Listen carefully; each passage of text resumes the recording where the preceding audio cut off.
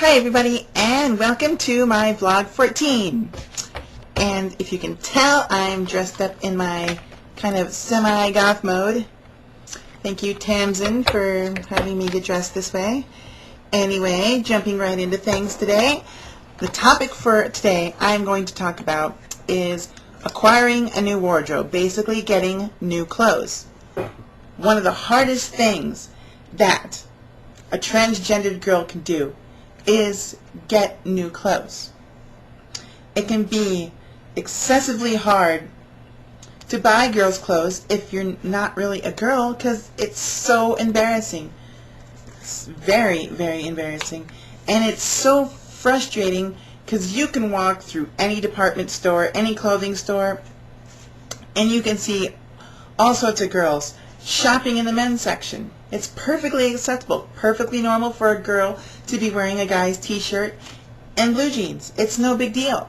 So for all the female to male transsexuals out there, it's just not that big of a deal to buy clothes.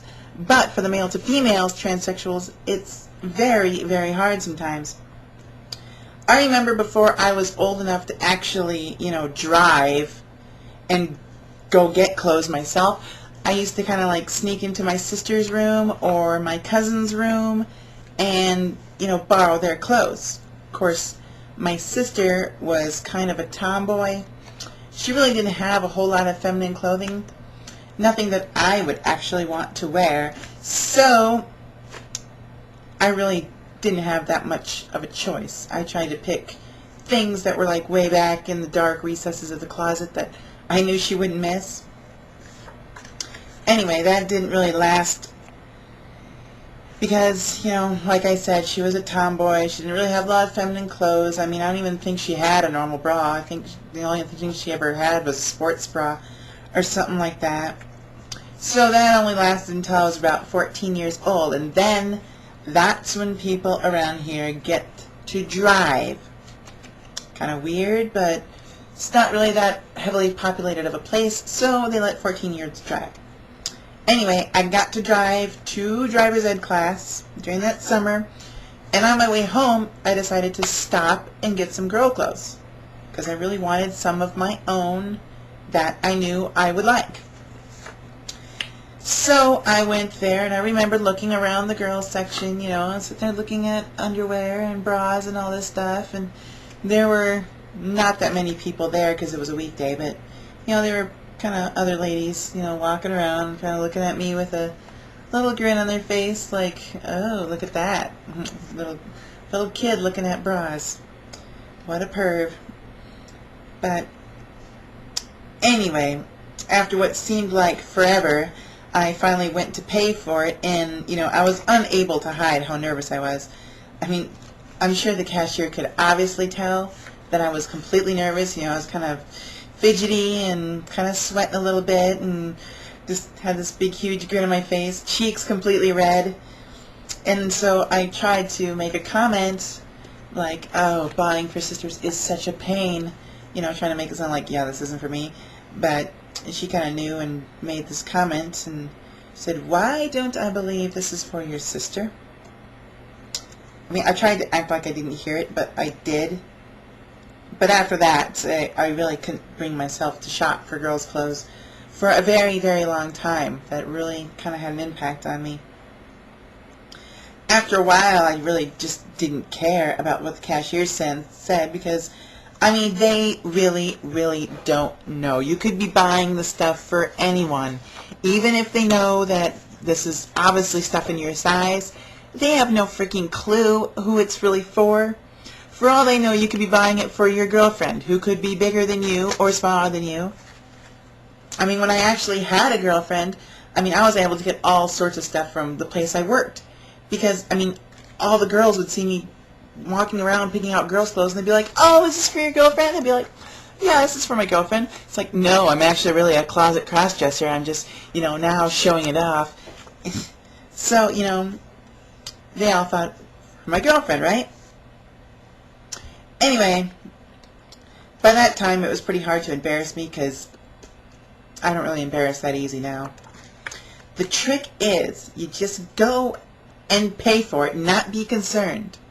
I mean, I realized after a while the cops are not going to be waiting outside the door ready to arrest me for being some kind of pervert the moment I walk through the store doors and am outside. I mean, that's just not going to happen. Nobody really freaking cares. I also started to use the internet a lot to shop as well, because, I mean, there's stuff that you can't buy around here that's actually on the internet. And as we all know, eBay sells some pretty cool stuff for a lot less than you'll find anywhere else. So that's always an option if you aren't able to go to a store and buy stuff at a regular store, but you know, not being able to try on things before you buy, that can kind of be an Achilles heel, because that can sometimes suck, especially when it comes to shoes. Shoes are so important because they have to fit. I mean, if they're too small, you just can't wear them. If they're too big, there's nothing you can do. I mean, you're going to be tripping over your own feet.